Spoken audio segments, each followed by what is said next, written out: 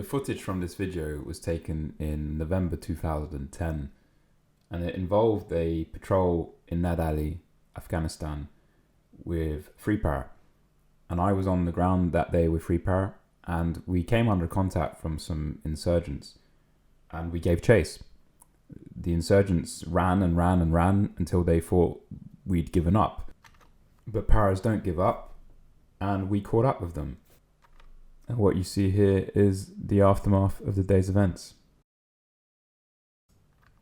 And as we got closer, they realised, we better get out of here. And some of the guys start running, and I think the Apache here fires some 20 mil at them, but misses.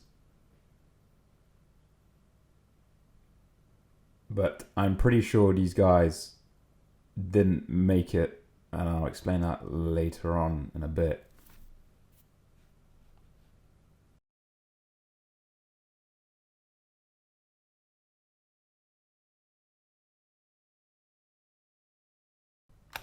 And this was the main event of the day.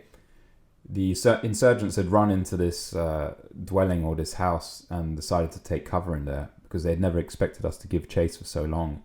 I mean, we were chasing them for a long, long time. And we're all exhausted, and we were crossing across open fields with no cover just to close with them. And obviously the Apache came in and did its job.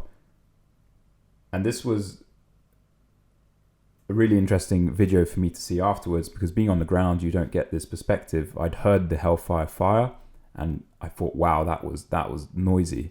It was the loudest thing I've ever heard in my life. And that was just a missile launching. And then to get back from patrol and get hold of these videos and see the strike, that completed the whole perspective for me. And this was actually the first time in the tour which I got to see a dead insurgent. I've been shot at a number of times. I'd seen bullets land far too close than I would like, but I've never seen anyone actually shooting at me. And so today I got to see, or on this day I got to see a dead insurgent, and he was one of the guys earlier on that we saw running away, and he'd been struck by the 20 mil cannon from the Apache. I remember hearing the Apache firing numerous bursts, just kept on firing. And afterwards, when we found his body, he'd been running across a field, and he must have been zigzagging because there was small shell impacts from the 20 mil all around the field. And what had killed him was just a small fragmentation, or a stone had struck him in the head, just in the side of the head, the tiniest little holes, and he was just lying there. And it was really weird to see this fighter wearing sandals, dish dash, and he'd been taken out by such a modern piece of technology and was fighting a modern army, and to an extent had put up so much resistance. And I thought that was really strange. I felt nothing seeing his body. I didn't feel remorse. I didn't feel anger.